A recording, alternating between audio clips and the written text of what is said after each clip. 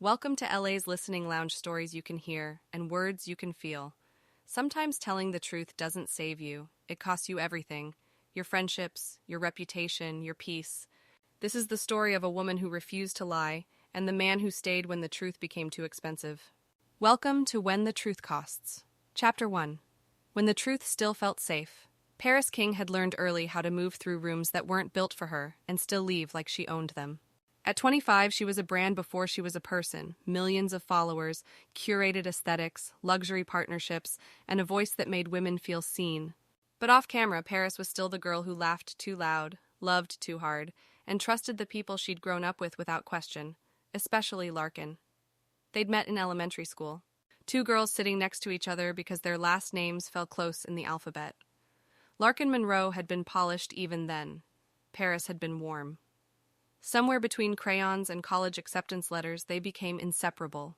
Larkin's world expanded as they got older. Old money, influence, last names that opened doors before they were knocked on. Parris was always invited in, family dinners, summer vacations, destination holidays. "You're basically a Monroe," Larkin used to say. Parris believed her. Vegas Cole watched that friendship from the outside.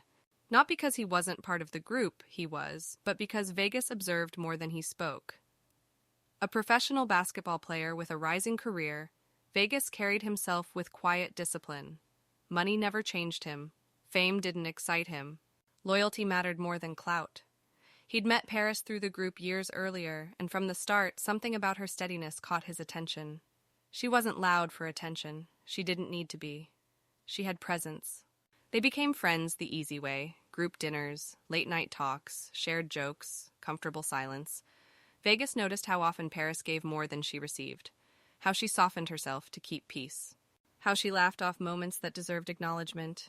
He didn't comment, just remembered. That night, the group gathered at a rooftop party overlooking the city, the kind of place where glasses clinked, music floated low, and everyone dressed like success. Larkin arrived first, glowing as usual. Her older sister Lacey followed soon after, arm-linked with Toby, her fiancé. Toby was charming in a way that felt rehearsed. Too confident, too smooth. Vegas clocked him immediately. Men like that always moved with entitlement. Parris offered polite smiles, nothing more. As the night wore on, Vegas noticed something shift. Not anything dramatic, just a lingering look. A moment too long. Toby standing closer to Parris than necessary. Parris subtly stepping away. Vegas frowned. "You good?" he asked her quietly when he caught her alone near the railing. Parris smiled. The one she used to reassure everyone else. "Yeah, I'm fine." Vegas didn't believe her, but he didn't push, because most times tsunamis don't announce themselves. They just erupt quietly under the surface, waiting for the right moment to rise. Parris leaned against the railing, city lights reflecting in her eyes, unaware that the truth she would soon tell would cost her everything she thought was solid, and that the only man who would stand beside her when it did was already watching, already choosing her, long before love ever entered the conversation. Chapter 2. The moment that changed everything.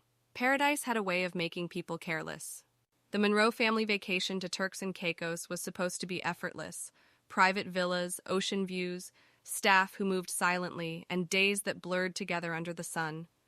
Parris had been on trips like this before.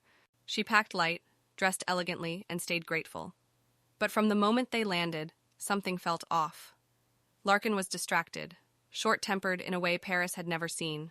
Lacey was stressed, snapping at staff and checking her phone constantly. And Toby was suddenly everywhere. He offered drinks she hadn't asked for, inserted himself into conversations that didn't include him, watched her in a way that made her skin tighten. Parris kept her distance. Vegas hadn't made the trip. Basketball obligations had pulled him away, but he checked in daily. "You straight?" he texted the second night.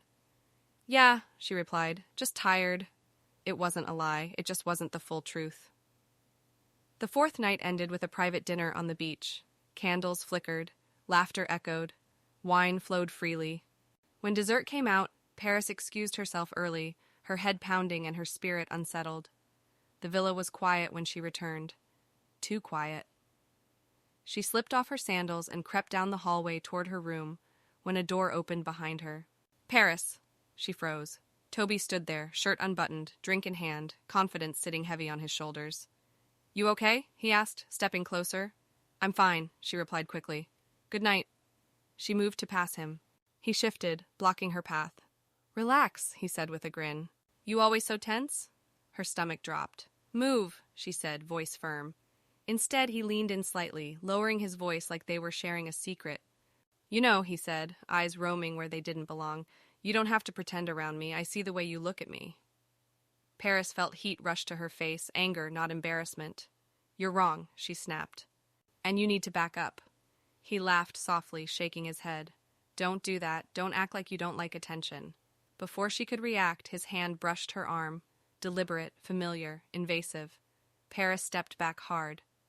Don't ever touch me, she said, voice shaking now. And don't ever speak to me like that again. Toby's expression shifted, just for a second, then it smoothed out. Wow, he said lightly. I was joking. You don't have to get dramatic. That word landed like a threat. Parris didn't respond. She walked past him, locked herself in her room, and slid down the door once it clicked shut. Her hands trembled. Not because she doubted what happened, but because she knew what would come next. The next morning she avoided him, stayed close to Larkin, kept conversations public. But Toby didn't retreat. If anything, he became colder, distant, calculating. That afternoon, Parris pulled Larkin aside. Her voice cracked as she told her everything. The hallway was quiet. The ocean roared faintly in the distance. Larkin's face didn't show shock. It showed disbelief. You sure you didn't misread him? She asked carefully. Parris felt the ground shift beneath her feet. I know what happened, she said softly. Larkin exhaled, eyes darting away. Toby would never risk everything like that. That was the moment Parris realized the truth didn't matter, only the damage it threatened. And by the time the sun set that night, Parris felt it in her bones. She wasn't being protected, she was being positioned. And the cost of telling the truth was about to be higher than she ever imagined. Chapter 3. The Lie They Chose. Parris didn't sleep that night. Every time she closed her eyes, she heard Toby's laugh, saw the way his face shifted, just long enough to let her know he understood exactly what he was doing. By morning, she'd already made her decision. She would tell the truth once again. There was no way she would pretend it never happened. She told Larkin once more, this time sitting at the edge of the infinity pool while the ocean stretched endlessly beyond them. Parris spoke carefully, calmly. She didn't embellish, didn't cry. She simply explained what happened in the hallway. Larkin listened in silence, no interruption, no outrage, just stillness. When Parris finished, Larkin folded her arms. Are you absolutely sure? Parris stared at her. Yes. Larkin exhaled slowly. You know Toby's reputation, she said. People flirt, things get misunderstood. Parris's chest tightened. This wasn't that. Larkin looked away. That afternoon, Lacey joined them. The conversation moved indoors, closed doors, lowered voices. Parris repeated her story, word for word. Still calm, still factual, Toby denied everything, smoothly. He said Parris had misread his tone, said she'd been drinking, said she'd flirted first, said he'd pulled away. Every sentence was designed to sound reasonable. Lacey believed him, not because it made sense, but because it was easier. I don't understand why you would do this to me, Lacey said, her voice breaking. We're about to get married. Parris felt sick. I didn't do anything, she said. I came to you because I respect you. Larkin stepped in then. Parris, she said softly, maybe it's best if this stays between us. Parris looked at her best friend, really looked at her. You want me to lie? She said. No, Larkin replied quickly. We just want to protect the family. There it was. The truth finally had a name. Protecting the family meant protecting Toby. It meant protecting the wedding. It meant protecting the Monroe reputation. And it meant sacrificing Parris. That evening, the energy shifted. Conversations stopped when she walked into rooms. Glances lingered. Lacey avoided her completely. Toby avoided her publicly while watching her closely. By the next morning, whispers had turned into strategy. A family meeting was called. Parris stood in the center of the living room while people she had known for years spoke around her like she wasn't there. This could go viral, someone said. We can't afford that kind of scandal. She's got a platform. People will believe her. That sentence sealed her fate. Larkin pulled Parris aside. You've taken hits for us before, she said quietly. This is just one more. Say it was a misunderstanding. Say you're sorry. It'll blow over. Parris felt something break that couldn't be repaired. You want me to destroy myself so your family stays clean, she said. Larkin's voice hardened. Don't make this bigger than it needs to be. Parris stepped back. I won't lie, she said. Not this time. That night, someone leaked part of the hotel security footage. Not enough to prove anything, just enough to suggest doubt. The internet did what it always did, picked sides, and the Monroes moved fast. Statements went out, subtle posts, strategic silence mixed with carefully chosen words. They didn't name Parris. They didn't have to. By morning, her phone was full. Brands paused partnerships, followers turned, comments filled with accusations she didn't recognize herself in. Homewrecker, clout chaser, jealous friend. And the people who could have stopped it didn't. Parris packed her bags in silence. She left the island early, alone. Somewhere between the airport and the flight home, Parris finally understood. The truth wasn't just costing her friendships. It was about to cost her everything she'd built, and this time, no one was stepping in to save her. Chapter 4. When Silence Became Survival. The internet never sleeps. By the time Parris landed back home, her name had already been dragged through timelines she'd never even followed. Clips were stitched together out of context. Old photos were weaponized. Strangers spoke about her like they'd known her personally. The Monroes never said her name. They didn't have to. Their silence was loud enough. Brands that once praised her authenticity sent polite emails filled with words like pause and reassess. Invitations disappeared. Contracts evaporated. The same platform she'd built her voice on now felt like open courtrooms. Parris stopped posting, at first for a day, then a week, then longer. She moved out of her apartment quietly and rented a small place on the edge of the city. Nothing luxury, nothing recognizable. She stopped answering calls, changed numbers, let the noise die without her in it. Grief settled in like fog, not just over what she lost, but over who she realized she'd never truly had. Vegas watched everything unfold from a distance. He hadn't been on that vacation, but he knew Parris well enough to know she would never lie about something like that. When he reached out and got no response, something in him shifted. The friend group tried to pull him back in. "Stay out of it," someone told him. "You don't know the whole story," another added. Vegas listened. Then he walked away. He unfollowed, declined invites, missed parties, let years of familiarity dissolve without explanation. When he finally tracked Parris down through a mutual friend who slipped once and said too much, he didn't announce himself. He knocked. She opened the door slowly, eyes tired, hair pulled back, no makeup, no armor. "Vegas," she whispered, like she wasn't sure he was real. "I'm not here to ask questions," he said gently. "I just came to see you." She tried to brush him off. Said she was fine, said she didn't need anything. Vegas stayed anyway. Some days he sat in silence. Other days he brought food she barely touched. He never pressured her to explain, never asked her to post, never told her to be strong. "I don't need you healed," he told her one night. "I just need you alive in this moment." Slowly, Parris started to breathe again. Vegas reintroduced her to the world carefully. Private entrances to his games, quiet dinners out of town, vacations where no one knew her name, just her laugh. When rumors resurfaced, Vegas responded calmly. Not with emotion, with facts. He corrected timelines, shut down lies, spoke when it mattered, and stayed silent when it didn't. For the first time, someone stood between Parris and the tsunami, and Parris began to understand something that scared her just as much as it comforted her. Vegas wasn't just protecting her, he was choosing her, even when it cost him friendships, even when it complicated his life, even when loving her meant standing alone. And for the first time since the truth had shattered her world, Parris felt something unfamiliar rise in her chest. Hope. Chapter 5. Rewriting her name healing didn't arrive all at once. It came in fragments. In mornings where Parris woke up without dread sitting on her chest. In laughter that surprised her. In moments where she forgot to brace herself before opening her phone. Vegas never rushed her back into the spotlight. He understood that visibility without protection could reopen wounds that hadn't finished closing. Still, the world didn't stop watching. Every time Vegas stepped out, with her beside him, cameras caught it. Whispers followed, blogs speculated. Some questioned his loyalty, others admired it. Vegas stayed quiet, Parris stayed steady. Behind closed doors, she rebuilt. She met with lawyers, auditors, brand consultants who believed her story but advised patience. She documented everything she remembered, dates, times, locations. She saved messages she once thought were insignificant. Vegas supported without hovering. You move when you're ready, he told her. I'll be right here.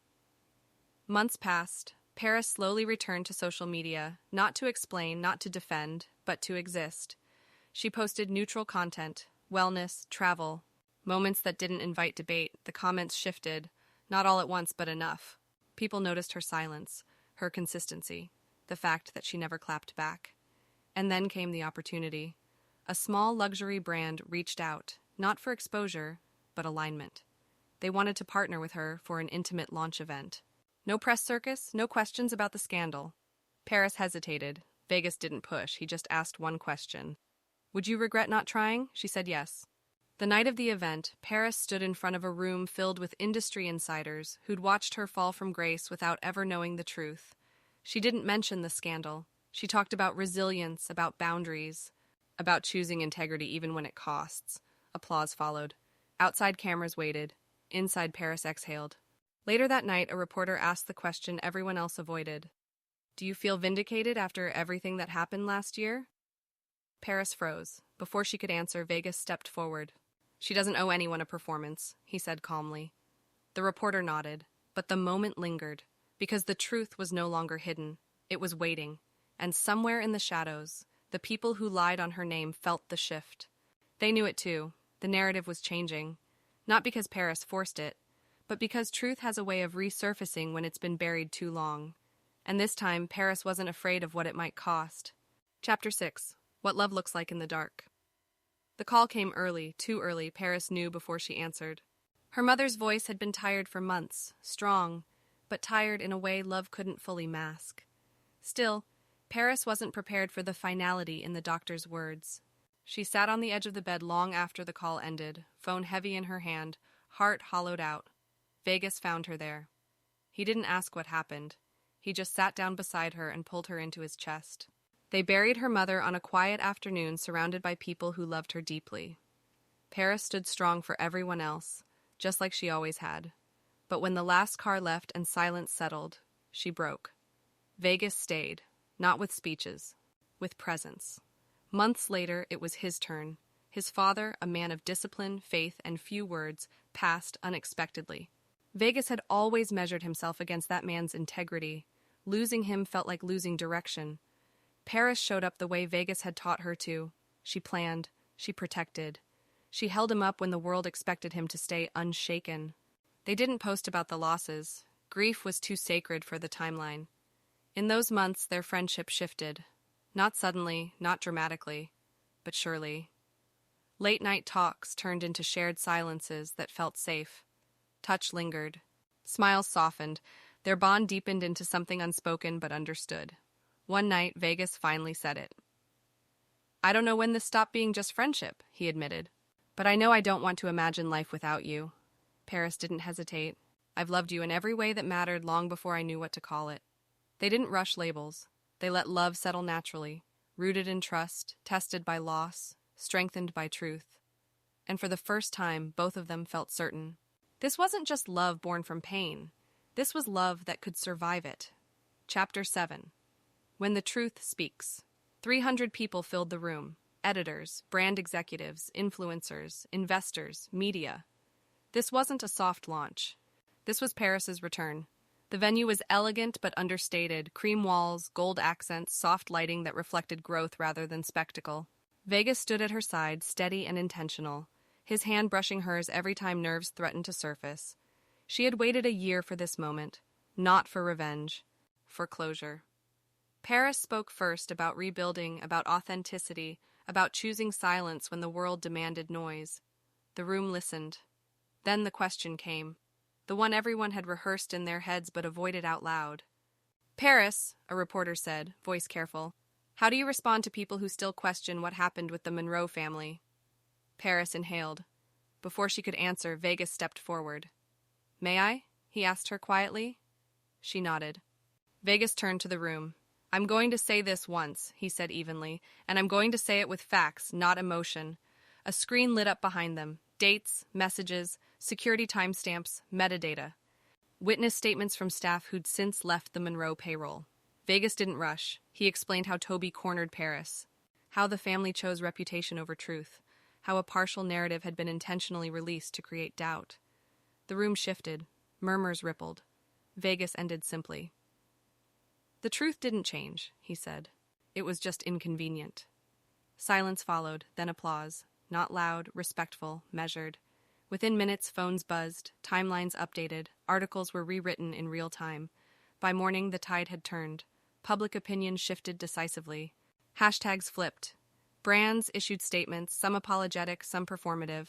The Monroes released a public apology by noon. It was careful. It was legal. It was late.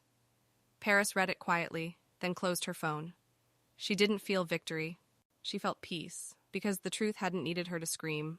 It just needed time and someone willing to stand beside it. Vegas squeezed her hand. "You good?" he asked. She smiled. "For the first time in a long time," she said. "I really am." Epilogue: What the Truth Gave Back. 3 years passed quietly, not because life slowed, but because peace no longer needed an audience. Parris stood barefoot on the sand, the ocean humming softly beside her. The breeze lifted her dress just enough to remind her she was present here, healed, whole in ways she once feared she'd never be again. This vacation was different. It wasn't a brand trip or a photo opportunity. It was family, both sides. Blended in the way grief often blends people through shared loss, shared memory, shared love. Parris had survived her name being scandalized. She had buried her mother. Vegas had buried his father. And somehow, they had built joy without erasing sorrow. Vegas took her hand as the sun dipped low, painting the sky in soft golds and purples. Their families lingered nearby, laughing, unaware, giving them space without knowing why. "Walk with me," he said. She smiled, already sensing what was coming, but letting the moment unfold anyway. They stopped where the water met the shore. Vegas turned to face her, eyes steady, voice calm in the way it always was when something mattered most. "I didn't save you," he said. "You saved yourself. I just stayed close enough to witness it." He reached into his pocket and dropped to one knee. Parris gasped, not from surprise, but from the weight of the journey flashing through her heart all at once. "I asked God for a woman who would be authentic even when it cost her everything," Vegas continued. "Someone who wouldn't trade her truth for comfort. Someone who could love deeply and still stand alone if she had to." Tears streamed freely now. "And he gave me you." Vegas opened the box. The ring caught the light like it had been waiting for this exact moment. "Parris King," he said softly, "will you marry me?" She laughed through tears. "Yes," she whispered, then louder, stronger. "Yes!" She pulled him up and wrapped her arms around his neck, pressing her forehead to his. "Thank you for being my best friend first," she said, "for choosing me when the truth cost everything." Vegas kissed her gently. "Thank you," he replied, "for teaching me that real love doesn't hide, it stands." In the distance, their families cheered as realization dawned. Parris looked out at the water one last time and smiled. The truth had cost her friendships. It had cost her comfort. It had cost her everything she thought she needed, but it gave her back something better, a love built on loyalty, a life rooted in integrity, and a future that finally felt like home. Thank you for spending this moment in LA's Listening Lounge. If this story touched your heart, stirred your spirit, or reminded you of your strength, don't forget to like, comment, and subscribe. Because here we tell stories you can hear and words you can feel. Until next time, protect your peace.